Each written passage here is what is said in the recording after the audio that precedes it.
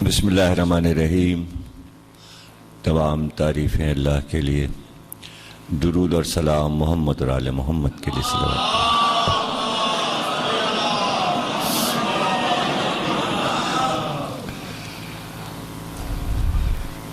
1433 ہجری کے عشرہ ولایت کی 10ویں تقریر امام بارگاہ ڈڈیال میں آپ حضرات سماعت فرما رہے ہیں۔ ولایت علی پر گفتگو کرتے ہوئے کئی مقامات پر ہم نے آپ سے یہ عرض کیا کہ ولایت کے معنی کائنات پر اختیار کے ہیں۔ ظاہر ہے کہ اللہ کا اختیار عالمین پر ہے، لیکن اگر ہم کسی سے یہ پوچھیں کہ کیا ثبوت ہے تو ہم کو تو وہ ثبوت دکھائی نہیں دیتا کہ کس طرح اللہ عالمین پہ راج کر رہا ہے۔ ظاہر ہے کہ دلائل سے اور قرآن سے اور انبیاء کے کہنے سے اور سرکار دو عالم کے ارشادات سے یہ بات ہمیں معلوم ہوئی ہے کہ اللہ جو ہے وہ یہ کائنات چلا رہا ہے۔ اس کے علاوہ ہمارے پاس کوئی ثبوت نہیں ہے کہ یہ کائنات اللہ چلا رہا ہے اور کوئی اللہ ہے۔ تو جب آپ کے پاس اللہ ہی کا ثبوت نہیں ہے تو علی اگر کائنات چلا رہے ہیں تو اس کا ثبوت ہم کہاں سے دیں آپ کو؟ ظاہر ہے کہ اللہ کی حکومت کا پتہ بھی قرآن اور نبی نے بتایا، اور علی کی حکومت کا پتہ بھی قرآن نے اور نبی نے بتایا۔ اب یہ سوچنا کہ اللہ کی حکومت ہے تو پھر ظاہر ہے کہ علی کی حکومت کیسے ہو گئی، تو یہ میں کہہ چکا 9 دن میں کہ یہ سوچنے کی بات نہیں ہے کہ یہ بات اللہ نے خود ہی کہی ہے کہ ہم نے آدم کو زمین کا مالک بنایا ہے، تو جب اللہ خود ہی زمین کا مالک ہے تو آدم کو کیوں بنایا؟ تو یہ سوال بیکار ہے، انتہائی محمل اور بہت ہی واہیات سوال ہے کہ علی کو حکومت دے کر اللہ کیا کر رہا ہے، آدم کو حکومت دے کے اللہ کیا کر رہا تھا، نوح کو حکومت دے کے اللہ کیا کر رہا تھا، سلیمان کو حکومت دے کے اللہ کیا کر رہا تھا، 1,24,000 انبیاء سے جب وہ کام لے رہا ہے تو خود کیا کر رہا تھا؟ یہ سوال ہی بیکار ہے۔ ہاں بس یہ ہے کہ چونکہ نہیں ماننا ہے اس لیے سوال اٹھانا ہے۔ معرفت کے معنی یہ ہے کہ ہم کوئی بھی سوال اس مسئلے میں اٹھانے کو تیار نہیں ہیں۔ جن کے سمجھ میں نہیں آتا وہ بار بار سوال کریں تو شاید ان کے سمجھ انسان نہیں بلکہ اللہ نے بے شمار مخلوقات خلقی ہیں، اور ان مخلوقات کا ہم اندازہ بھی نہیں کر سکتے۔ دنیا کے بادشاہ صرف انسانوں پر حکومت کر سکتے ہیں، لیکن ہر مخلوق پر نہیں کر سکتے۔ فرشتے ہیں، جنات ہیں، اس کے علاوہ وہ مخلوقات کہ جو خلا میں رہتی ہیں، جو فرشتوں اور جناتوں کے علاوہ ہیں، پھر وہ مخلوقات جو دیگر ستاروں اور سیاروں میں آباد ہیں، وہ ان کے علاوہ ہیں، اور وہ کس کس قسم کی مخلوقات ہیں یہ سوا معصوم کے کوئی نہیں جانتا، اور انہوں نے ہی ہم کو یہ سب کچھ بتایا ہے، جبھی ہم کو معلوم ہے سرکار دو عالم جب معراج پر گئے تھے تو آپ نے ان تمام مخلوقات کو دیکھا تھا اور ان زمینوں کو دیکھا تھا کہ جہاں تک انسان نہیں پہنچ سکتا. آپ نے ہی فرمایا کہ بہت سی زمینیں ہم نے ایسی دیکھیں جو چاندی کی طرح چمک رہی تھیں، بہت سی ایسی زمینیں دیکھیں جو سونے کی طرح چمک رہی تھی، بہت سی ایسی زمینیں دیکھیں جو زمرد کی طرح سبز چمک رہی تھی. اور پھر ان مخلوقات کو بھی دیکھا سرکار نے. تو دیکھیے اس زمین پر انسانوں کے علاوہ جنات بھی آباد ہیں، جن آباد ہیں. اور یہ سوچنا کہ جن ہیں یا نہیں شک میں پڑ جانا یہ بالکل غلط بات ہے. ان پر بھی ایمان رکھنا پڑے گا، اس لیے کہ قرآن کہہ رہا ہے غیب پر ایمان رکھو. جنات جو ہیں وہ غیب میں ہیں. تو اگر انسانوں پر حاکم ہے اللہ کا نمائندہ، اسی طرح وہ جناتوں پر بھی حاکم ہوگا. اور اگر وہ جناتوں پر حاکم نہیں ہے تو وہ اللہ کی طرف سے نمائندہ نہیں ہے بلکہ انسانوں نے خود اس کو بنا لیا. رہ گیا یہ کہ قرآن سے جناتوں کا وجود ثابت ہے، کسی نے دیکھا ہو یا نہ دیکھا ہو، کوئی مانتا ہو یا نہ مانتا ہو. قرآن کا 72واں سورہ، اس کا نام ہے سورہ جن. پورا سورہ قرآن میں سورہ جن موجود ہے. تو اب جب قرآن ہی کہہ رہا ہے تو یہ بتائیے کہ جناتوں سے انکار کیسے کریں. جنات کا لفظ جو ہے اور جن کا لفظ جو ہے اس کے معنی ہے چھپا ہوا. جنات کے معنی ہے جو دکھائی نہ دے، جن کے معنی جو دکھائی نہ دے. اسی سے لفظ بنا ہے جنات سے جنت. جنت اس کو اسی لیے کہتے ہیں کہ وہ دکھائی نہیں دیتی. جو چیز دکھائی نہیں دیتی اسے جنت کہتے ہیں یا جنات کہتے ہیں یا جن کہتے ہیں. تو جیسے جنت کسی نے نہیں دیکھا لیکن یقین ہے، اسی طرح جناتوں کو بھی کسی نے نہیں دیکھا لیکن ہیں، اور ان پر بھی یقین ہے اس لیے کہ قرآن میں ذکر ہے. سورہ رحمان میں بھی ذکر ہے جناتوں کا اور مسلسل ہے کہ جب کہا گیا کہ فَبِأَيِّ آلَاءِ رَبِّكُمَا تُكَذِّبَانِ، تو اس کا ترجمہ ہوتا ہے کہ تم دونوں کب تک اللہ کی نعمتوں کو جھٹلاؤ گے. تو تم دونوں سے مراد ہے انسان اور جن. پھر وہ مشہور آیت ہے جو سب کو زبانی یاد ہے کہ میں نے جن و انس کو پیدا کیا اس لیے کہ وہ میری عبادت کریں. تو جہاں جہاں انسانوں کا ذکر کیا ہے اللہ نے، وہاں وہاں جناتوں کا بھی ذکر کیا ہے.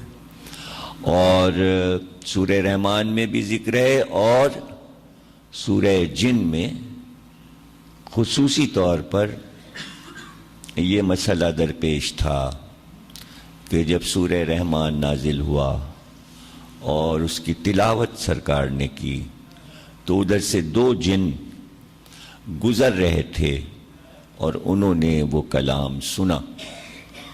جب وہ کلام سنا تو وہ بے قرار ہو گئے اور اپنی قوم سے جا کر انہوں نے کہا ہم نے ایسا کلام کبھی نہیں سنا.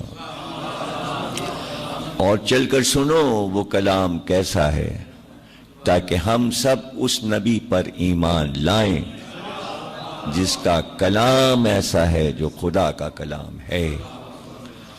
وہ جنات اپنی قوم کو بلا لائے اور انہوں نے کہا سنو یہ کلام الہی ہے جو رسول اللہ سنا رہے ہیں. مکے میں جس مقام پر رسول اللہ یہ سنا رہے تھے سورہ رحمان، اور اس جگہ پر جو جنات آئے سرکار کو سننے کے لیے، جس کا ذکر 72ویں سورے میں ہے، وہاں پر اب ایک مسجد بنا دی گئی ہے۔ اس مسجد کا نام ہے مسجد جن۔ تو جو لوگ مکے جاتے ہیں اور زیارت کرتے ہیں تو اس مسجد کی بھی زیارت کرتے ہیں، اسی لیے وہ مسجد جن بنی ہوئی ہے کہ وہاں پر جنوں نے آ کر سرکار کے ہاتھوں پر بیعت کی تھی، کلمہ پڑھا تھا، ایمان لائے تھے۔ اس وقت سے جب سے سرکار پر یہ قوم ایمان لائی تو طے ہو گیا کہ جناتوں کی قوم میں دو طرح کے جن ہوتے ہیں، یا مومن ہوتے ہیں یا کافر ہوتے ہیں۔ اس میں مسلمان اور کافر نہیں ہے، بلکہ مومن اور کافر۔ یعنی جیسے آپ کی قوم مسلمان ہے ویسے جنات نہیں ہیں، سمجھ گئے نا آپ؟ یعنی مسلمان ولایت علی نہیں مانتے، مومن اسے کہتے ہیں جو ولایت علی مانتا ہے۔ جناتوں میں مسلمان نہیں ہیں لیکن مومن ہیں، یا پھر کافر ہیں، منافق بھی نہیں ہے، جنوں میں منافق بھی نہیں ہے، بس جو مومن ہو گئے وہ ہو گئے۔ اب جو تھوڑے بہت رہ گئے وہ کافر ہیں، جو انسانوں کو پریشان کرتے ہیں اور جو شیاطین سے جا کر مل گئے ہیں، اور جن کا ذکر قرآن کے 4 قلوں میں ہے۔ 5واں قل سورہ جن ہے، قرآن میں 5 قل ہیں سورہ جن کو ملا کر، اس لیے کہ سورہ جن بھی قل سے شروع ہوتا ہے تو وہ بھی سورہ قل ہے، اور یہ 30ویں پارے میں 4 قل ہیں۔ تو کل قل 5 ہیں، قل کو کل نہ کہیں، اس لیے میں نے دونوں لفظ ایک جگہ کر دیا۔ کل یعنی سب، سارے، قل کہو، کل اور ہے قل اور ہے، قل کو کل نہیں کہنا، دونوں لفظ الگ الگ ہیں۔ 5 قل ہیں تو کل ملا کے 5 ہیں۔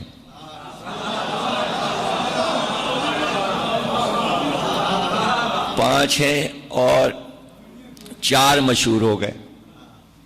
لوگ کہتے 4 قل، نہیں 4 نہیں 5۔ بہت سی چیزیں مشہور ہو جاتی ہیں تو اس کے معنی یہ نہیں کہ وہ ہو گئیں، ایسا نہیں۔ بہت سی چیزیں مشہور ہو گئیں، لوگ کہتے نہیں ایسا ہے، نہیں ایسا نہیں ہے، آپ نے مشہور کیا ہے، حقیقت کچھ اور ہے۔ مشہور ہے جناب خدیجہ بیوہ تھیں جب شادی ہوئی، مشہور ہے، سچ نہیں ہے۔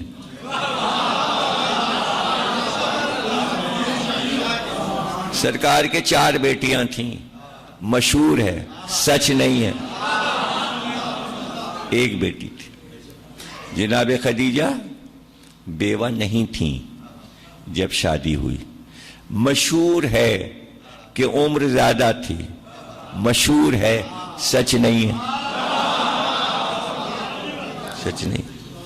اس لیے کہ 25 سال کے حضور تھے جب عقد ہوا، اور 25 سال کی جناب خدیجہ تھی۔ عمر چونکہ برابر تھی اس لیے بڑھانے میں ذرا مورخ کو آسانی ہوئی، بڑھاتے بڑھاتے 28 29 30 40 پہ لے گئے۔ تو یہ سب کارستانی تاریخ لکھنے والوں کی ہے، یہ شرارتیں ہیں، شرارتیں۔ ان شرارتوں کے پیچھے بھی کوئی کہانی ہے، کوئی کہانی۔ کسی کی اتنی بڑھائی کہ 40 کر دی، کسی کی اتنی گھٹائی کہ 6 کر دی۔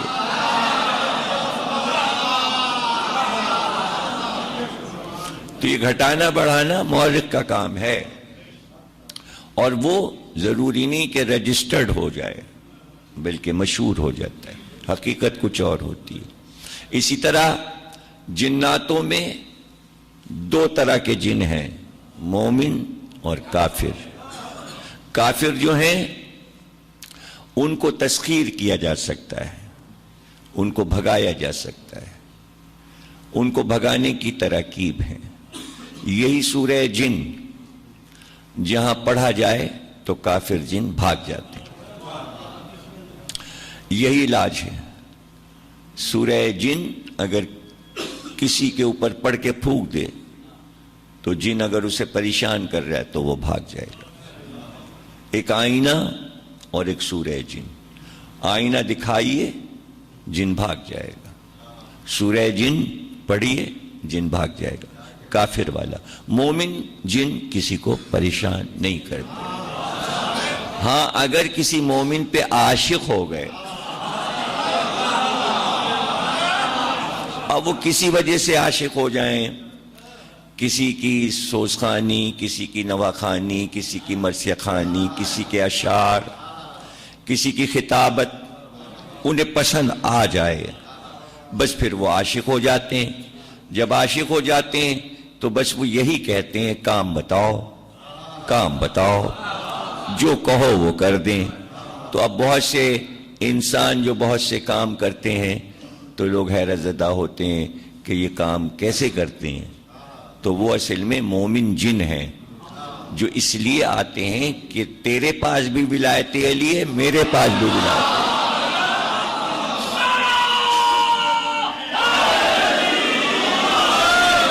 تیرے پاس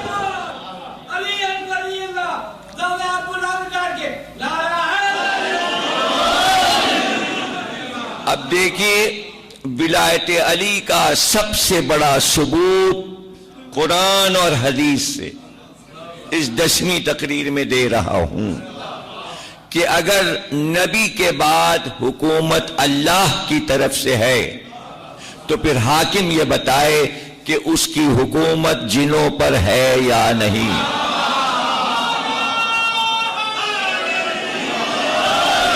یہ ہے اختیار ولایت، اختیار علی اس مخلوق پر، اس لیے کہ نبی جنوں انس کے نبی ہیں، اللہ جنوں انس کا اللہ ہے۔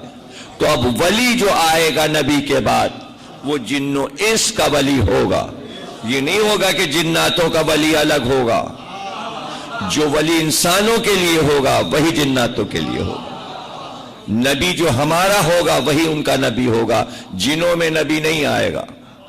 کہتے ہیں کہ ایک آدھ نبی جن میں بھی بھیجے گئے، لیکن دراصل وہی انبیاء جو آتے رہے انسانوں کے لیے وہی جنوں کے لیے بھی تھے، تاکہ وہ اپنا اختیار بتائیں، وہ اپنا اختیار بتائیں۔ تو سرکار کے بہت سے واقعات موجود ہیں، بہت سے معجزات موجود ہیں کہ جہاں آپ نے جنوں سے باتیں کی اور جن آپ کی خدمت میں آتے رہتے تھے، اور قوم اجنہ کا سرکار سے رابطہ تھا۔ تو اسی طرح جس طرح نبوت کا اختیار ہے اسی طرح ولایت کا اختیار ہے، اور یہ بات نبی نے اپنی زندگی میں دکھا دی اور بتا دیا کہ جس طرح بدر سے حنین تک ساری لڑائیاں علی نے فتح کی، ویسی ایک لڑائی جنگ بیر العلم ہے کہ جو جناتوں سے لڑی گئی، اور وہ جنوں کا جو مسکن تھا، جس کنویں کے قریب وہ رہتے تھے، اور اس کنویں میں ان کا خاص الخاص رہن سہن کا طریقہ عرصے سے تھا۔ تو اس کنویں پر جب پانی بھرنے کے لیے سرکار نے اپنے اصحاب کو بھیجا تو وہ سب مار پیٹ کے برابر کر دیا انہوں نے، اور وہ سب بھاگ آئے ڈر کر اور مشق لے کر آ گئے، اور پھر سرکار نے مولا کائنات کو بھیجا۔ مولا کائنات ذوالفقار لے کر گئے، اور اس کنویں کو بیر العلم کہتے تھے۔ بیر کہتے کنویں کو، علم کہتے ہیں جہاں المناک حالات موجود تھے، غم و اندوہ کا مقام تھا، جو بھی ادھر سے گزرتا تھا جن اسے پریشان کرتے تھے، اس لیے کہ وہ کافر جن تھے اور عرصے سے پریشان کر رہے تھے۔ پھر سرکار نے مولا علی کو بھیجا اور لشکر دور کھڑا سب کچھ دیکھتا رہا. مولا علی ذوالفقار لے کر اس کنویں میں کود گئے اور 3 دن اس کنویں میں رہے اور اس کنویں سے خوفناک آوازیں آتی رہیں. لوگ ڈرتے رہے اور شعلوں کی شکل میں باہر آتے تھے جیسے آنچ آ رہی ہے. 3 دن علی نے تہہ زمین تلوار چلائی اور جن جن کو لا الہ کہنا تھا ان جناتوں نے کلمہ پڑھ کر ایمان قبول کیا اور جنہوں نے ایمان قبول نہیں کیا وہ قتل کر دیے گئے. تو آسمانی تلوار صرف انسانوں کو نہیں کاٹتی بلکہ جنوں کو بھی کاٹتی. تو وہ مخلوق جو دکھائی نہ دے اس پر حکومت کیسے کی جا سکتی ہے؟ حکومت وہ کرے جسے اللہ نے اختیار دیا ہو. اس لیے ہم ولایت علی کو مانتے ہیں کہ ہمیں پتہ ہے کہ علی کا اختیار کہاں تک ہے اور عام انسانوں کا اختیار کہاں تک ہے. اس لیے عام کو نہیں مانتے، خاص کو مانتے ہیں، اس لیے کہ حکم اللہ اور حکم نبی ہے. اور جب علی باہر آئے تو وہ شعلے جو کہ دیو پیکر شعلے تھے وہ علی کی طرف بڑھتے تھے اور جب علی تلوار سے اس کو کاٹتے تھے تو وہ شعلے سرد ہو جاتے تھے. ایک بہت بڑا دیو پیکر شعلہ نما علی پہ حملہ آور ہوا اور چیخیں اس کی بلند تھیں. علی نے ذوالفقار سے اس پہ وار کیا تو لوگوں نے پوچھا کہ سرکار یہ کیا خوفناک چیز تھی؟ کہا یہ یاغوث تھا، وہ جن تھا جو نوح کے دور سے اپنی پوجا کرا رہا تھا. یاغوث بت کے اندر یہ سمایا ہوا تھا، بت کے اندر سمایا ہوا تھا. تو اکثر جو شیطان جن تھے وہ بتوں کے اندر آ جاتے تھے تو کافر یہ کہتے تھے دیکھو ہمارا بت بول رہا ہے. تو سرکار مولا علی کو بھیجتے تھے کہ اس بت کی گردن اڑا دو، بت بھی ٹوٹے گا اور شیطان بھی مارا جائے گا. تو یہ سارے اختیار مولا علی کے رسول اللہ نے امت کو دکھائے تاکہ تم میری زندگی میں ایمان لے آؤ کہ علی کا اختیار کیا ہے. تو جنہوں نے دیکھا تھا وہ جانتے تھے کہ جناتوں کی لڑائی علی نے سر کی ہے اور تاریخ میں موجود ہے کہ کس طرح علی نے اس لڑائی کو فتح کیا. تو اب جب تہ زمین علی جنوں سے لڑے تو اس وقت مولا کائنات نے جو جنات ایمان لائے تھے ان میں سے جو بہت زیادہ مومن تھا اس کو جناتوں کا بادشاہ بنا دیا. اس میں سے بہت سے کافر جن بھاگ کے دور صحراؤں اور جنگلوں اور سمندروں میں چھپ گئے، بھاگ گئے، میلوں بھاگ گئے مولا علی سے ڈر کے اور ذوالفقار سے ڈر کے. لیکن جو ایمان لے آئے ان کی حکومت ترتیب دے دی مولا علی نے اور ایک ان کا سردار مقرر کر دیا. بعد وصال نبی مسجد کوفہ میں جب مولا علی کا اپنا دور حکومت تھا، یعنی 30 برس گزر چکے ہیں، اس بیر العلم کی جنگ کے بعد 30 برس کے بعد کوفے کے لوگوں نے اور مسجد کے مجمع نے یہ واقعہ دیکھا کہ مولا علی منبر پر تھے اور مسجد میں ایک بہت بڑا اژدہا داخل ہوا اور وہ منبر کے قریب آیا. لوگ اٹھے کہ اسے مار کے بھگائے. مولا علی نے سب کو روک دیا، کہا اس کو آنے دو، وہ میری طرف آ رہا ہے، اسے منبر کے پاس آنے دو. وہ منبر کے پاس آیا، پھر وہ آدھے دھڑ سے اٹھا اور منبر تک بلند ہوا اور مولا علی نے کان لگا کر اس کی بات سنی.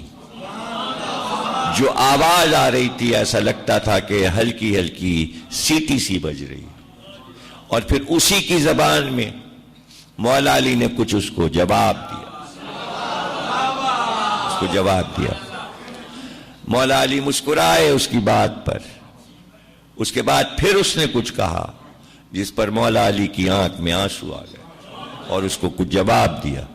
پھر وہ چلا گیا، کنارے کنارے مسجد سے چلا گیا۔ لوگوں نے پوچھا کہ کیا واقعہ ہے؟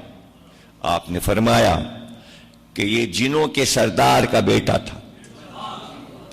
اس کا باپ عامر جو کہ جنوں کا سردار تھا، جس کو میں نے بیر العلم کی لڑائی کے بعد جنوں کا سردار بنایا تھا، وہ مر گیا۔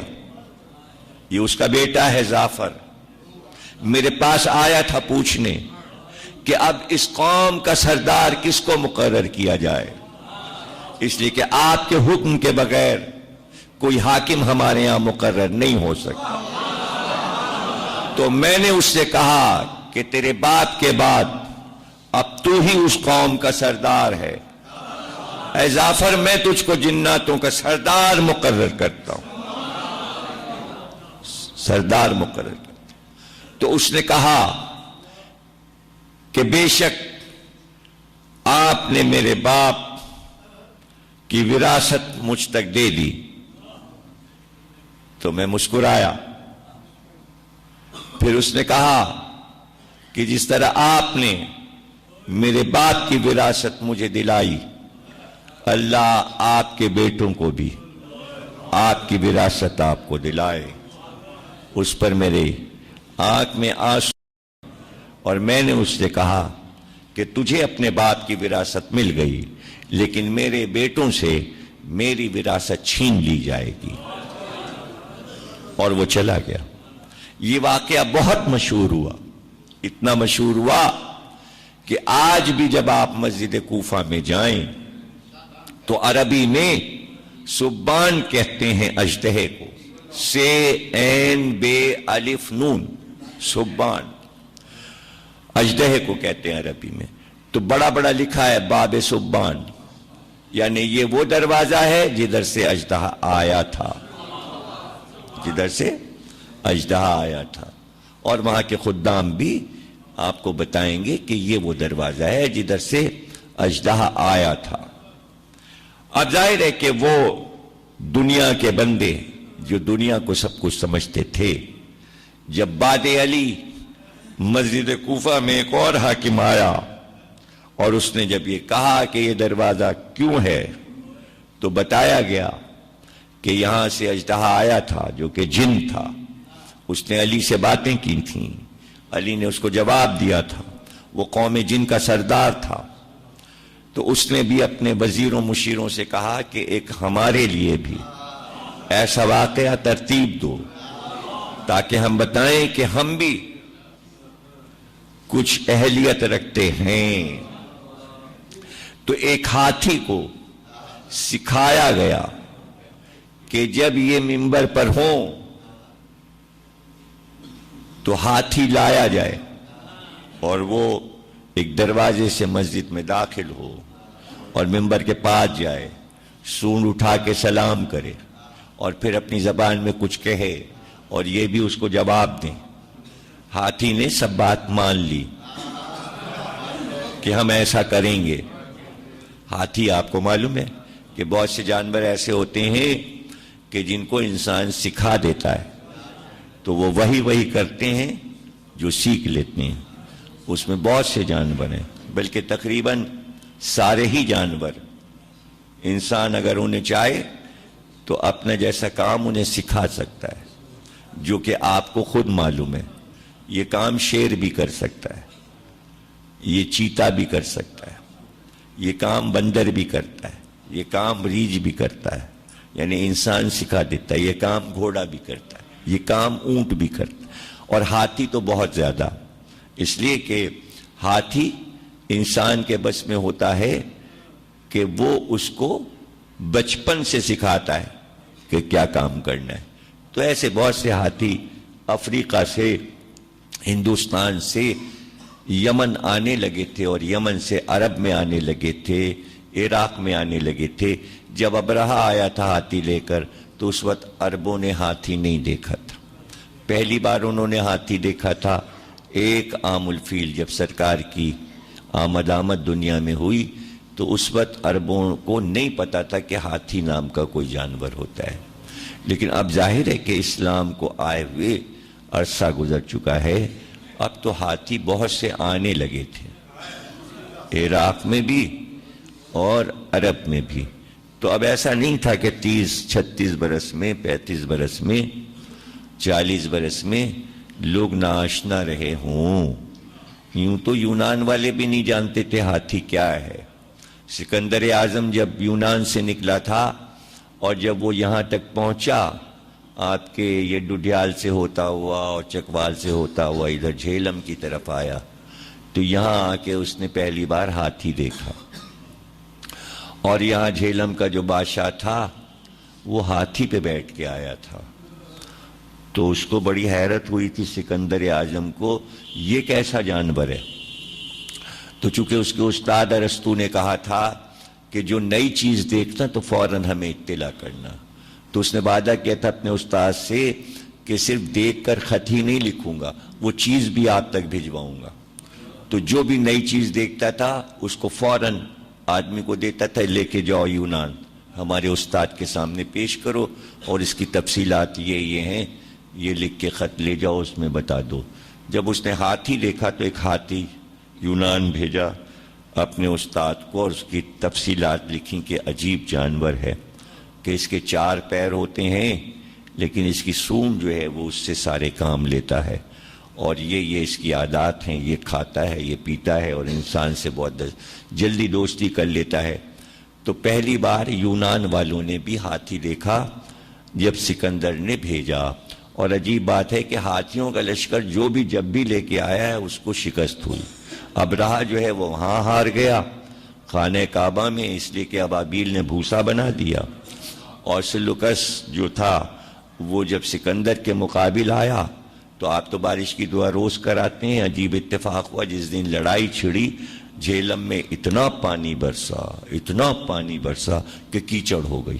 کیچڑ میں ہاتھی چل ہی نہیں پاتا، دھسنے لگتا ہے، بھاری ہوتا ہے نا، تو ساری اس کی فوج جو تھی ہاتھیوں کی وہ کیچڑ میں دھس گئی۔ سکندر جیت گیا، سلوکس ہار گیا جھیلم میں۔ سکندر پھر آگے بڑھ گیا، پھر وہ کراچی کی طرف چلا گیا، پھر ملیر پہنچا، لانڈی پہنچا، وہاں وہ بیمار پڑ گیا، مچھر نے کاٹ لیا، پھر وہاں سے واپس ہو گیا اور سکندریہ میں جا کے مر گیا، اور وہیں اس کی قبر ہے، مصر کے پاس شہر ہے سکندریہ۔ یہ کل کہانی ہے سکندر کی اور ہاتھی کی، اور آپ مزے سے کہانی سن رہے تھے اور یہ بھول گئے کہ میں کیا بات کر رہا تھا۔ یہ ہے مسجد کوفہ، اور یہاں ہاتھی کو آنا ہے، چونکہ ہاتھی جو ہے وہ انسانوں کے کہے پر چلتا ہے اور وہ گردن ہلاتا ہے۔ جب اس سے مہاوت کہتے ہیں، جو ہاتھی کا گائیڈ ہوتا ہے اس کو مہاوت کہتے ہیں ہندوستانی زبان میں، تو جب مہاوت کچھ کہتا ہے تو ہاتھی گردن ہلاتا ہے، میں ایسا کروں گا، لیکن اس کی مرضی ہے، وہ اپنی مرضی کا بادشاہ ہے، کرے یا نہ کرے وعدہ کر لیتا ہے۔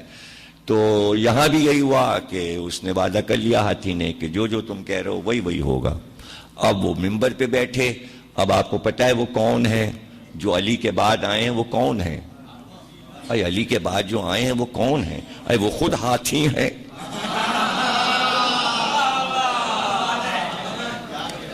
ارے بھائی کچھ لوگ سمجھے کچھ نہیں سمجھے، یہ بڑی مشکل بات ہے۔ ابھی جو دیکھیں نا زیادہ کھائے گا وہ ہاتھی ہو جائے گا، جو زیادہ کھائے گا وہ ہاتھی ہو جائے گا۔ سرکار نے کہا بلا کے لاؤ اس کو، وہ گئے، ان سرکار تمہیں بلا رہے ہیں، نہیں آئے، پھر کہا بھیجا کہ جاؤ اس کو بلا کے لاؤ، پھر وہ گیا، اس نے کہا سرکار تمہیں بلا رہے ہیں، کئی بار ہوا، تو اس نے کہا آ کیوں نہیں رہا؟ کہہ رہا وہ کھا رہا ہے، وہ کھا رہا ہے، کھانے میں لگا ہوا ہے۔ سرکار نے کہا پروردگار اس کا پیٹ کبھی نہ بھرے، خدا کرے اس کا پیٹ کبھی نہ بھرے، میں نے بلایا یہ نہیں آیا۔ تو اب کیا ہوا؟ ظاہر ہے سرکار کسی کو بھائی کہہ دیں کہ یہ کھاتا ہی رہے تو ہوگا کیا یہ بتائیے۔ تو جب وہ کھانے لگا، خوب کھانے لگا تو ایک بیماری ہے جول بقر، جول بقر سمجھتے نا؟ جول بکر ایک بیماری ہے. بکر کہتے ہیں بیل کو، گائے کو.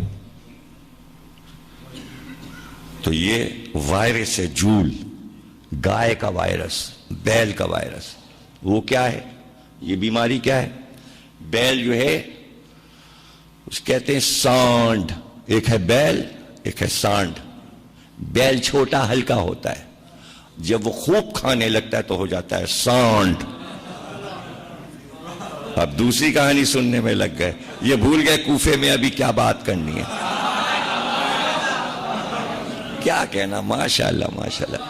بھئی اب ظاہر ہے کہ 10ویں مجلس ہے، جیسے آپ کا دل چاہے سنیے. ہمارا کیا ہے، تو وہ سانڈ ہو جاتا ہے کھا کھا کے. اوپر کا اس کا جو کوبڑ ہے وہ اتنا نکل آتا ہے، چوڑا ہو جاتا ہے، بڑا منہ، یہ سینگ بڑے بڑے بڑے بڑے، یہ پیٹ اتنا، یہاں سے وہاں تک کا سانڈ کا سانڈ. اس کے قریب کوئی نہیں جاتا، اس کے سامنے کوئی نہیں آتا. خطرناک ترین ہوتا ہے سانڈ. تو اس کو چھوڑ دیا جاتا ہے، جائے جنگل میں چرے. اب وہ دیکھتا ہے پورا جنگل گھاسی گھاس گھاسی گھاس گھاسی گھاس. بیماری بتا رہا ہوں جول بکر کیسے کہتے ہیں. کیوں کہتے ہیں اس بیماری کو؟ سانڈ والی بیماری، کھانے کی بیماری. کھا لیا، ارے بھائی بھوک لگی ہے، پھر 50 روٹیاں کھا، ارے بھائی بھوک لگی ہے. تو یہ ایک بیماری ہو جاتی ہے. کھانا آتا جاتا ہے، کھاتے جاتے ہیں اور پھر کہہ جاتے ہیں بھوکے ہیں بھوکے ہیں بھوکے ہیں. تو وہ سانڈ جو ہے وہ گھاس کا جنگل دیکھتا ہے اور چرنے لگتا ہے. اب اتنا ایریا اس نے چڑھ لیا، سمجھ لیجئے اتنا، ایک 4-5 گز چڑھ لیا. اور پھر دیکھتا ہے ایسے نگاہ اٹھا کے، کہتا ارے یہ بھی ابھی مجھے کھانا ہے. پھر چرنا شروع کر دیتا ہے، پھر آگے بڑھتا جاتا ہے، پھر نگاہ اٹھاتا، ارے ابھی تو باقی ہے، یہ بھی مجھے کھانا ہے. تو یہ سانڈ کو بیماری ہو جاتی ہے کہ یہ پورا میدان صاف کرنا ہے، پورا میدان چڑھنا ہے، پورا چرے جاتا اور کہے جاتا ہے یہ چڑھنا ہے، اب یہ چڑھنا ہے، اب یہ کھانا ہے. وہی بیماری اگر انسان کو ہو جائے تو اس کا نام ہے جول بکر. ہر وقت کھانا سامنے رکھے. تاریخ اسلام میں ایک ہی شخصیت ہے جس کے سامنے ہر وقت کھانا رکھا رہتا تھا، کھائے جا رہا ہے کھائے جا رہا ہے کھائے جا رہا ہے کھائے جا رہا ہے کھائے جا رہا ہے کھائے جا رہا ہے. تو اس کو ہو گیا جول بکر. جس کو ہو جاتا ہے جول بکر اس کا پیٹ جو ہے وہ باہر آ جاتا ہے، یعنی پیٹ آگے وہ پیچھے. تو اب جب وہ چلتا ہے تو لگتا ہے مست ہاتھی چل رہا ہے، بس سونڈ نہیں ہوتی اور ہاتھی ہوتا ہے. حالانکہ اللہ نے یہ بات کہی ہے قرآن میں. عجیب بات ہے جناب، جو بات آپ کے ذہن میں نہ ہو وہ اللہ کہہ دیتا ہے کہ انسان کے سونڈ نہیں ہوتی. ایک جگہ اللہ نے کہا اس کے خرطوم پر میں ضرب لگاؤں گا. خرطوم کہتے ہیں سونڈ کو. اب اس کا ترجمہ لوگوں نے کیا ہے کہ اس کی ناک پہ ضرب لگاؤں گا. کس کے؟ جس کو جول بکر ہے اس کے لیے آیت ہے قرآن میں کہ اس کی سونڈ پہ مارا جائے گا. تو اللہ نے ناک کو سونڈ کہا ہے. اب یہ خرطوم جو ہے یہ کہیں کا شہر ہے. کہاں کا؟ ترکی کا ایک شہر ہے، اس کا نام ہے خرطوم، اور یہ قرآنی لفظ ہے. اور اللہ کہہ رہے ہیں ہم اس کی سونڈ پہ ماریں گے. اب آپ کیوں ڈر رہے ہیں؟ کس کی سونڈ پہ ماریں گے؟ ہاتھی کی سونڈ پہ نہیں، جس کو جول بکر ہے اس کی سونڈ پہ ہم ضرب لگائیں گے. اب وہ اللہ کی ضرب ہوگی، کیسی ضرب ہوگی اور کب وہ لگے گی، بہرحال قرآن میں ہے. تو جناب علی وہ آ کے ممبر پہ بیٹھ گیا. اب وہ ہاتھی وہاں سے چلا اندر آیا اور وہ ممبر کے قریب آیا. اب اس کو تو باتیں کرنی تھی، بجائے بات کرنے کے وہ آیا اور سونڈ سے اس نے ایسے گھما کے میں صاحب ممبر کے پورا ممبر سونڈ میں اٹھایا، لپیٹا اور لے کے باہر بھاگا اور لے جا کے مسجد سے باہر ممبر بھی پھینکا آیا اور صاحب ممبر کو بھی پھینکا.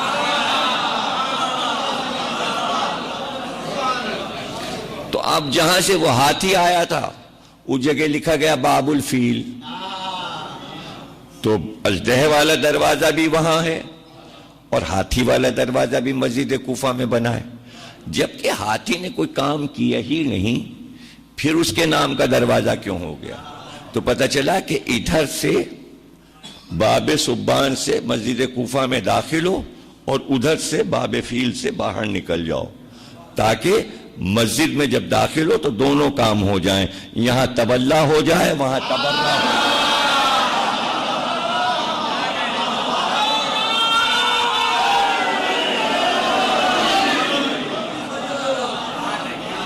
تو جناب علی لوگوں نے چاہا کہ علی کی نخل بنائیں، لیکن ولایت وہ چیز ہے جو اللہ عطا کرتا ہے۔ آپ نے دیکھا کہ اگر کوئی ولایت کی نخل بھی کرے گا تو اسے درندہ بھی ذلیل کر دیتا ہے۔ انسان تو انسان، انسان تو انسان ہے۔ تو ظاہر ہے کہ آپ کو تمام ایسے مقامات ملتے جائیں گے کہ جہاں جنات آئمہ کے پاس تشریف لائے ہیں اور انہوں نے آئمہ سے مشورے کیے، اور صرف یہی نہیں بلکہ جو حسین کے ذاکر ہیں ان سے بھی ملاقاتیں کی، اور چونکہ وہ عزادار ہوتے ہیں جنات، ان کے ہاں بھی آپ کی جیسے مجلسیں ہوتی ہیں، تو وہ عزاداروں کو بھی آتے ہیں ملنے کے لیے، آپ کی مجالس میں شریک ہوتے ہیں جنات۔ اور آپ بیٹھے مسجد میں دیکھ رہے ہیں مجلس میں کہ وہ تشریف فرما ہے ایک صاحب، اچانک آپ کی نظر جاتی کہ جب مجلس ختم ہوگی ان سے ملاقات کریں گے، لیکن جب آپ باہر نکلیں گے تو وہ آپ کو کہیں نظر نہیں آئیں گے، تو وہ کسی خوبصورت شکل میں جنات آ کے آپ کے ساتھ بیٹھ جاتے ہیں اور مجلس سنتے ہیں، اور وہ بڑے شوقین ہوتے ہیں جنات، آپ کے ساتھ مجالس میں جلوس میں ایام عزا میں آتے ہیں، شریک ہوتے ہیں، اور آپ کے بہت سے ذاکرین کو وہ اپنے یہاں لے جاتے ہیں اور ان سے مجلس سنتے ہیں۔ اور 3 بار خود میرا اتفاق ہوا کہ میں نے جناتوں کی مجلس پڑھی۔ عجیب بات یہ ہے کہ جب وہاں پہنچو تو یہ احساس نہیں ہوتا کہ ہم کہاں ہیں، تاکہ تجسس نہ ہو، وہ سوچنے نہیں دیتے کہ ان کا راز کوئی معلوم کرے۔ ہاں یہ ضرور ہے کہ جب بھی میں نے پڑھی مجلس تو آوازیں تو میں نے سنی، چہرے نہیں دیکھے، لیکن جو مجھے لینے آئے وہ جنات انسانوں کی شکل میں آئے، اور 6 مہینے پہلے انہوں نے مجھ سے مجلس کا وعدہ لیا، اور مجلس کا وعدہ صرف اس وجہ سے لیا کہ میں عرصہ دراز سے آج سے 30 برس پہلے سے جناتوں کی ایک مجلس پڑھتا ہوں، ان کو وہ مجلس بہت پسند ہے، تو اسی کی فرمائش کی کہ ہمارے امام باڑے میں آ کے آپ وہی والی مجلس پڑھ دیجئے۔ یہ وعدہ انہوں نے 6 مہینے پہلے لیا۔ اب میں چلا جناب، وہ لینے آ گئے اپنی تاریخ پر، پہنچا اس جگہ سے تو 12 گزرے تھے، لیکن وہاں سے جو نیا راستہ شروع ہوا وہ تو ہم جانتے ہی نہیں تھے کہ یہ کہاں سے آ گیا، اور پھر ایک ایسی جگہ انہوں نے سواری روکی کہ وہ دروازہ ہم نے پورے کراچی میں نہیں دیکھا تھا، سفید رنگ کا بڑا دروازہ، اس کے اندر لے گئے، بہت بڑا صحن، چاندنی کھلی ہوئی۔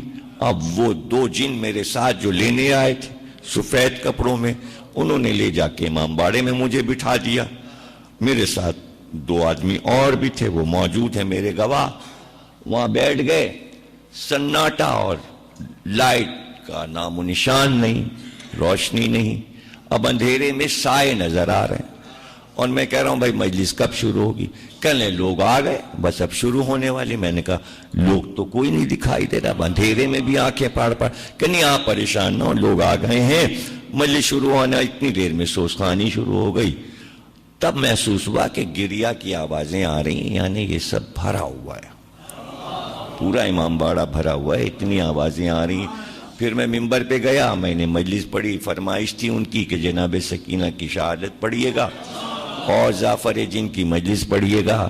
خیر جب میں نے شہادت پڑھی تو اتنی دیر میں تابوت برآمد ہوا، اب جب میں ممبر سے اترا تو میں نے دیکھا سفید پھولوں سے سجا تابوت شہزادی کا صحن میں آیا، لیکن کوئی اٹھانے والا مجھے نظر نہیں آ رہا، بس وہ ہوا پہ رما نظر آیا۔ مجلس ہو گئی، انہوں نے مجھے تبرک دیا۔ 8 دن تک تو وہ تبرک ختم نہیں ہوا، بلکہ کئی گھروں میں بانٹا گیا۔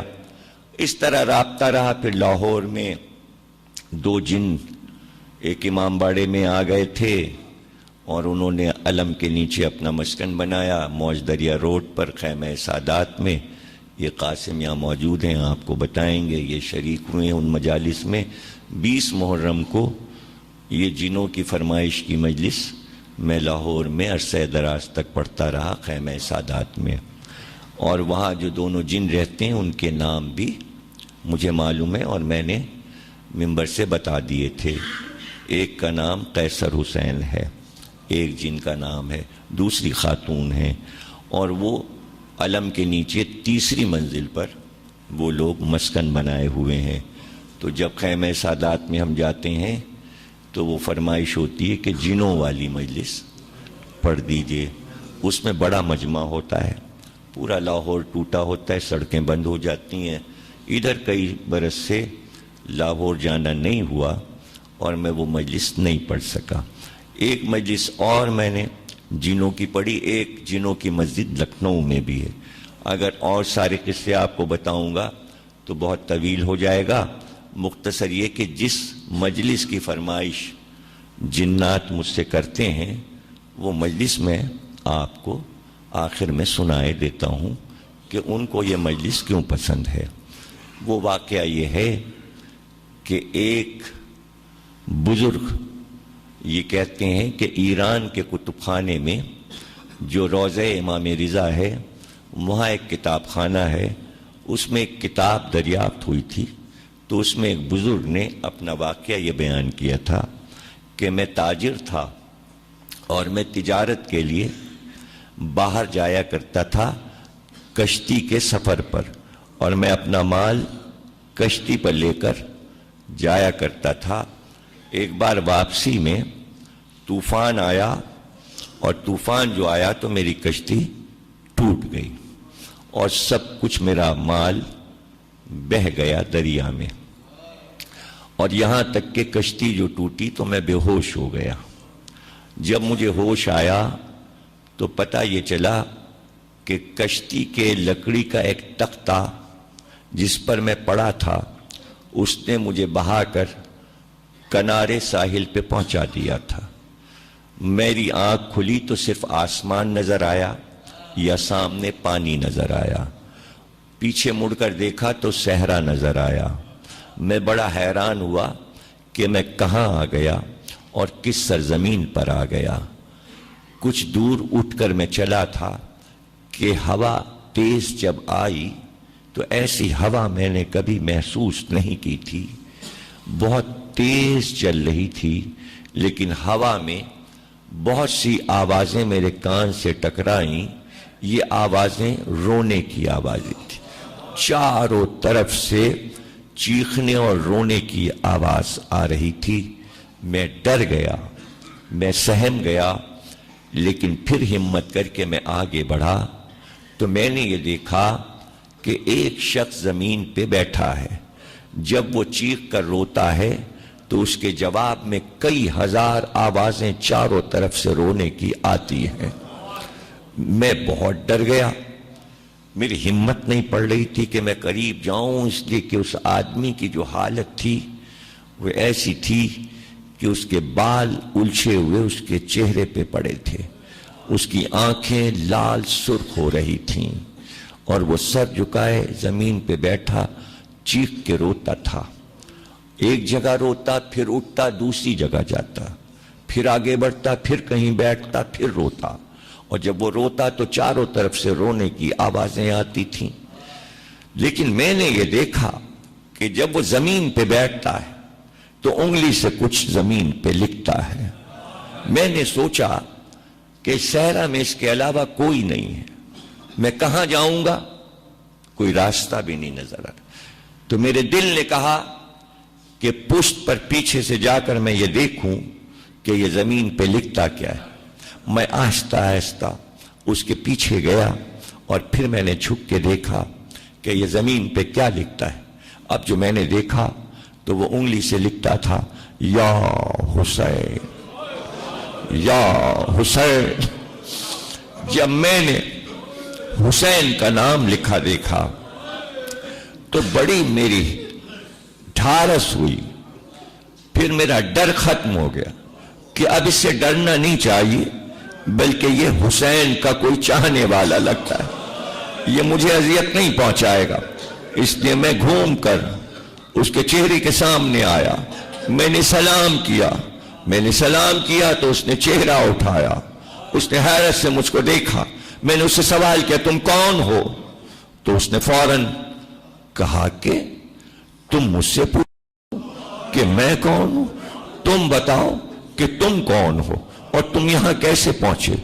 تو فوراً میں نے کہا کہ میں تجارت کرتا تھا، میری کشتی طوفان کی نظر ہو گئی، کشتی ٹوٹ گئی، لکڑی کے تختے نے مجھے یہاں تک پہنچایا، مجھے اب نہیں نظر آتا کہ میں اپنی منزل پہ پہنچوں گا، لیکن اس صحرا میں نے تمہیں دیکھا، میں نے اپنا حال تمہیں بتا دیا کہ میں مسافر ہوں اور پریشان ہوں۔ اب تم بتاؤ کہ تم کون ہو؟ میں تمہارا نام اس لیے پوچھنا چاہتا ہوں کہ تم میرے مولا کا نام یہاں پر کیوں لکھ رہے ہو؟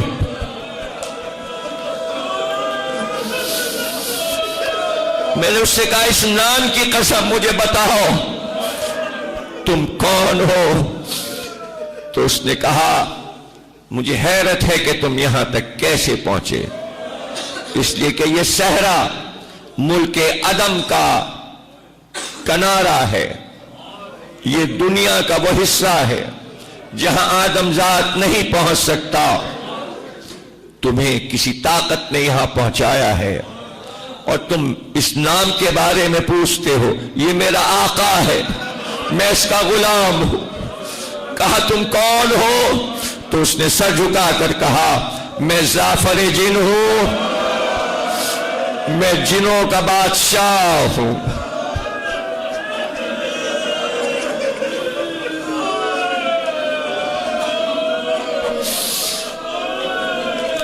بس یہ سننا تھا کہ میں نے کہا کہ میں نے کتابوں میں پڑھا ہے تیرا حال، میں نے علماء سے سنا ہے تیرا حال، میں نے سنا ہے کہ تو کربلا گیا تھا، تو میں یہ چاہتا ہوں کہ آج تو میرے سامنے ہے تو مجھ کو بتا کہ کربلا میں کیا ہوا۔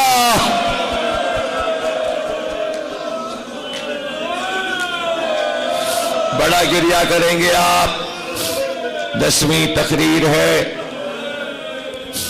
عشرہ تمام ہے، آپ سب حضرات کے لیے دعا ہے، تمام مومنین سادات اور جو حضرات آتے رہے ان سب کے لیے دعا، صاحب خانہ زوار صاحب، ان کے بھائی، تمام ان کے بچے، سب کے لیے دعا، آپ کے بچوں کے لیے دعا، اور جتنی بھی دعائیں ہیں قاسم صاحب کی والدہ کے لیے، مرتضی صاحب کے بھانجے کے لیے، جو جو دعائیں آپ کے دل میں ہیں سب میں مانگتا ہوں، اور اللہ آپ کو کامیاب و کامران کرے۔ چند جملے ہیں یاد رہ جائیں آپ کو یہ مجلسیں، تاکہ میرا نام بھی یاد رہے جب بھی پڑھا ہے میں نے۔ یہ تو آج 10ویں مجلس کی وجہ سے میں ذکر کرنے لگ گیا، ورنہ عاشور کو پڑھتا ہوں میں، یہ مصائب کراچی میں عاشور کو پڑھتا ہوں، چونکہ 10ویں مجلس تھی اس لیے یاد آئی عاشور کی 10 تاریخ کی، تو میں نے کہا میں پڑھ دوں۔ عشرہ تمام ہو رہا ہے اور مجالس کا مقصد بھی یہی ہوتا ہے کہ جتنے بھی آنسو نکل جائیں۔ وہ کہتے ہیں کہ اس نے کہا کہ مجھ میں تاب نہیں ہے کہ اب میں وہ دوہرا سکوں، تو میں مایوس ہو گیا کہ اب یہ نہیں بتائے گا، تو بے اختیار میں نے کہا درے دندان رسول کی قسم، مسجد کوفہ میں علی کے شکافتہ سر کی قسم، فاطمہ زہرا کے شکستہ پہلو کی قسم، حسن کے جگر کے 72 ٹکڑوں کی قسم، حسین کے کٹے گلے کا واسطہ مجھے بتا، کربلا میں کیا دیکھا؟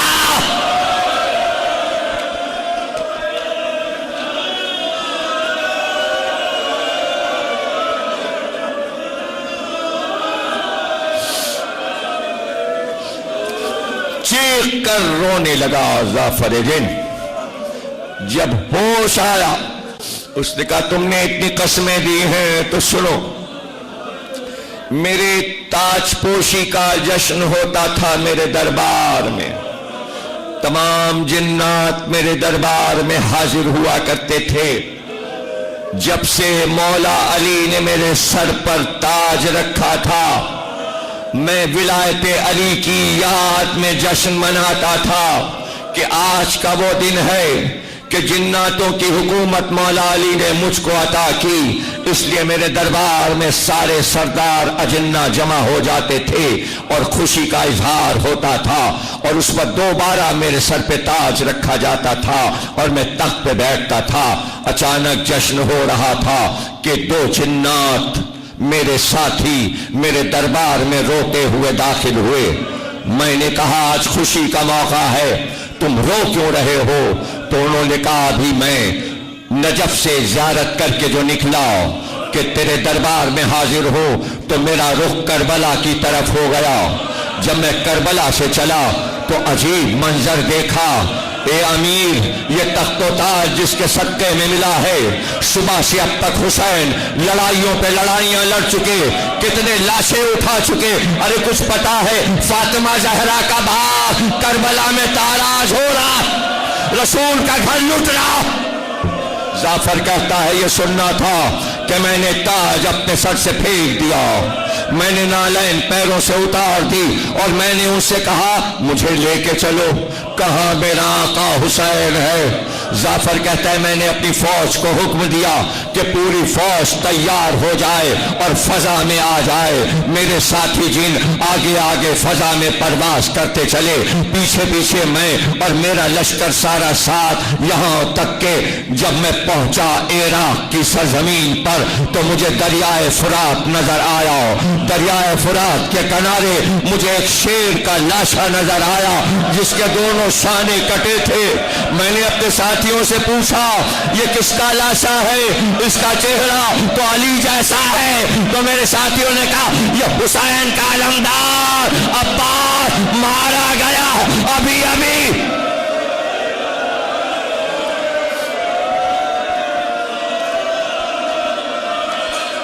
میری آنکھ سے آنسو ٹپکے۔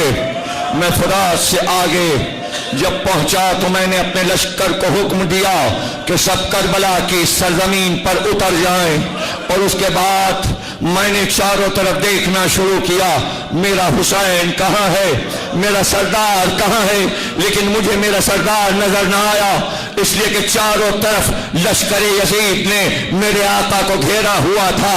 میں آگے کیسے بڑھتا؟ ایک بار میں نے وہیں سے آواز دی اے مشکل کشا کے بیٹے، ظافر آیا ہے، آپ کا غلام آیا ہے، اس کو آواز دے کے بلائیے۔ ظافر کہتا ہے میرے سلام کے جواب میں آواز آئی ظافر راستہ میں دیتا ہوں، آجا، بڑھتا۔ میں آواز پہ بڑھتا گیا۔ اب جو میں آگے بڑھا تو عجیب شان دیکھی، ایسی شان میں نے کسی نبی کی نہیں دیکھی تھی۔ میں نے دیکھا کہ دور دور لشکر یزید تھا، لیکن بیچ کے حصے میں کافی جگہ پر بالکل زمین صاف تھی اور یزید کا لشکر نہیں تھا، لیکن میں نے یہ دیکھا کہ حسین ذوالجناح پہ بیٹھے تھے اور زخمی تھے، اور ہر زخم سے لہو ٹپک رہا تھا۔ حسین نے ایک رکاب سے اپنا پیر نکال کر زین پر اٹھا کے رکھ لیا تھا، ایسے بیٹھے تھے جیسے تخت پر بادشاہ بیٹھتا ہے۔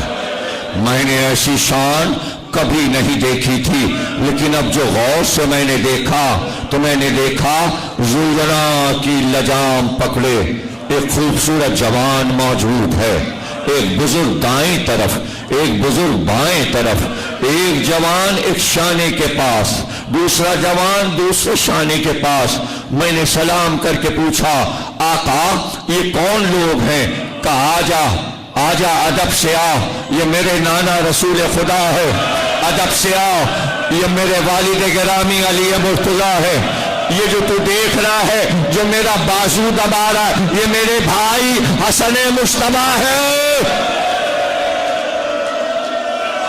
یہ میرے چچا حمزہ ہے، یہ میرے چچا جعفر ہے۔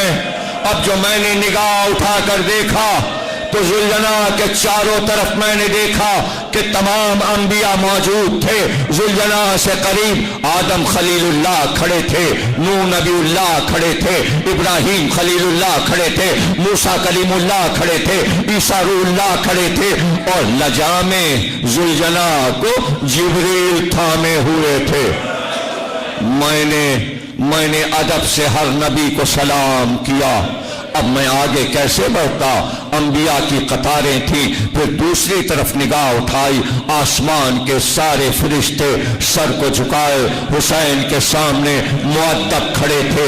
پھر تیسری جانب دیکھا تو سارے جنات، جتنے بھی جناتوں کے بادشاہ تھے وہ سب خاموش کھڑے تھے، انبیاء سر جھکائے، ابراہیم خلیل اللہ خاموش۔ ہاں یہ دیکھا کہ اگر کوئی بڑھتا تھا تو وہ رسول اللہ تھے، ان کے ہاتھ میں ایک شیشہ تھا، اور جب حسین کا لہو ٹپکتا تو بڑھ کر اس شیشے میں لے لیتے، زمین پر لہو نہ گرنے دیتے۔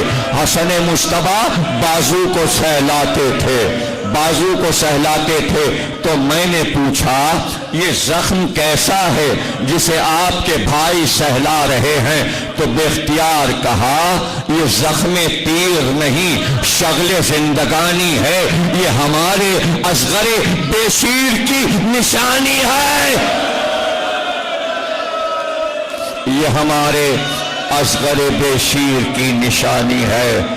جعفر کہتا ہے میں اور تھوڑا سا قریب ہوا تو میں نے دیکھا کہ جبریل امی حسین سے یہ کہہ رہے تھے کہ اللہ کا پیغام یہ آیا ہے کہ اگر حسین کہہ دیں تو آج سورج کو بجھا دیا جائے، اگر آج حسین کہہ دیں تو ستاروں کو زمین پہ گرا دیا جائے، آج اگر حسین کہہ دیں تو یہ زمین پھٹ جائے، آج اگر یہ حسین کہہ دیں تو یہ آسمان زمین پہ گر جائے۔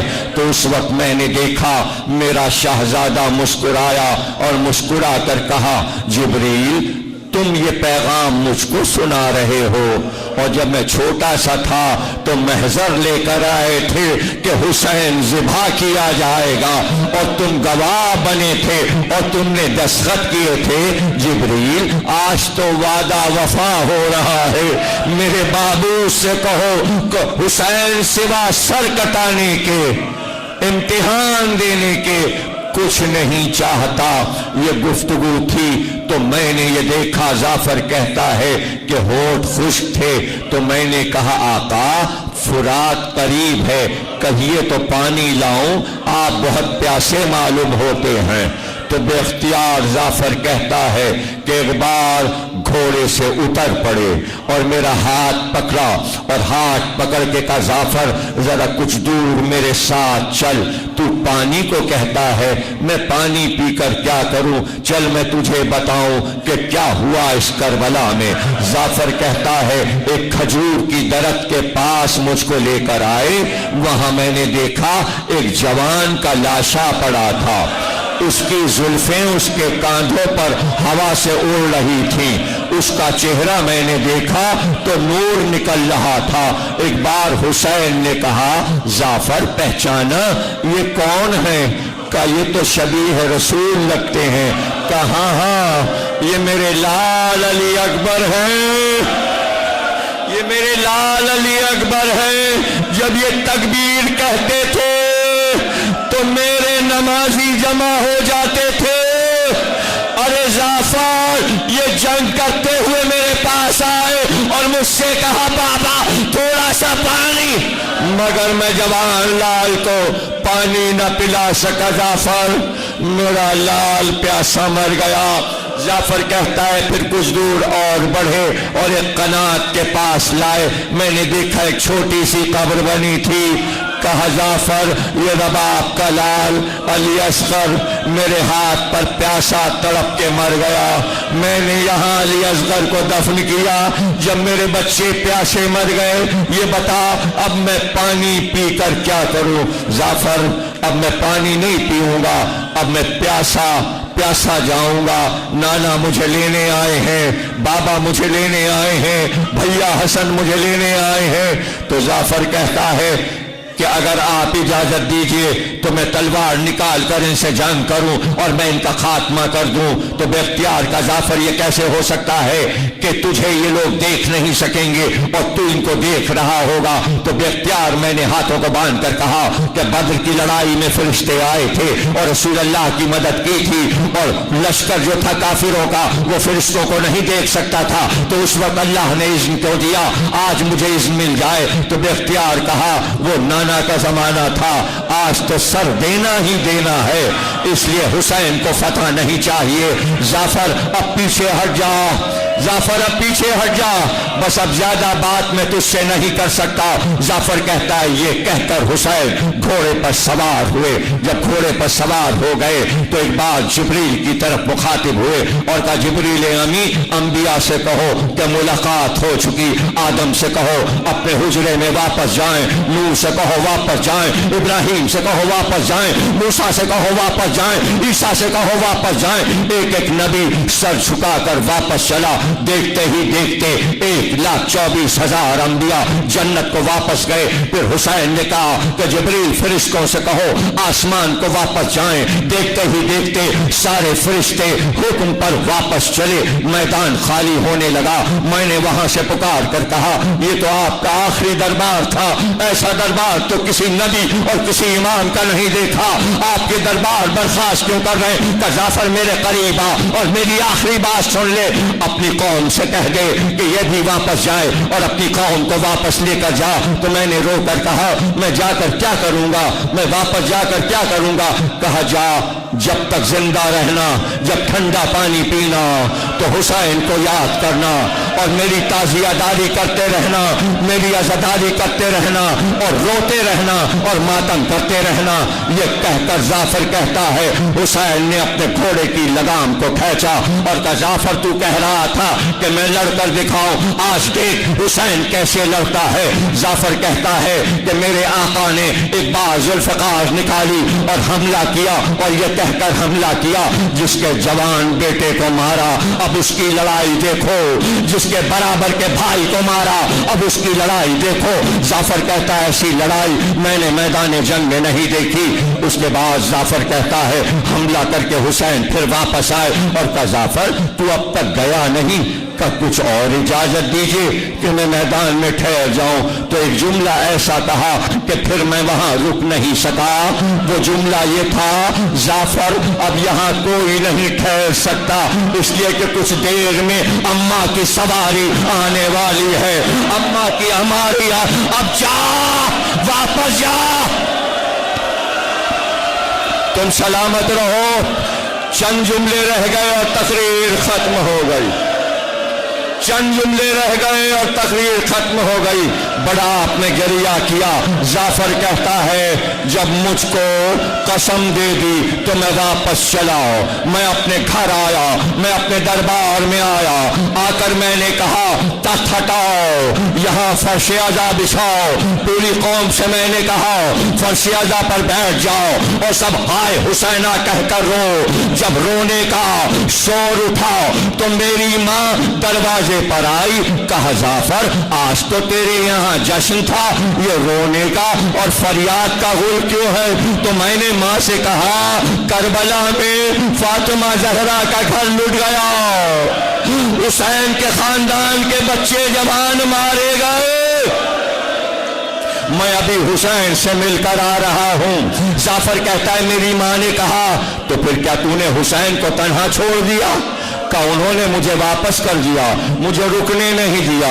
जाफर कहता है मेरी माँ ने कहा मैं दूध नहीं बख्शूंगी अगर तू वापस नहीं जाएगा और मुझको भी ले चल, और तेरे बच्चे, तेरी बीवी और तेरी माँ सब तेरे साथ चलेंगे। जब मेरी माँ ने कसम दी तो मैं रोता हुआ फिर वापस चला। बजनाब तकरीर खत्म हो गई।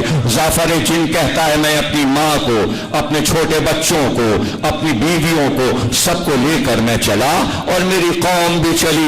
अब जो मैं वापस चला तो मैं जब वापस आया था तो सूरज निकला था, लेकिन अब जो मैं चला निकल कर बाहर सहरा में आया तो मुझे अंधेरा नजर आया, आंधी तेज उठ रही थी। अब जो मैं समंदरों से गुजरा तो मैंने देखा पानी उछल रहा था। अब जो मैंने नीचे देखा जमीन हिल रही थी। करबला तक आते आते अंधेरा हो गया, मैदान में कुछ नजर न आया, इसलिए कि आफताब को गहन लग गया था, स्याह भी उठ रही थी। मैं बहुत घबराया, दाएं गया बाएं गया, जब कुछ समझ में न आया वहीं से आवाज दी, मौला मुश्किल कुशा जाफर की मदद कीजिए।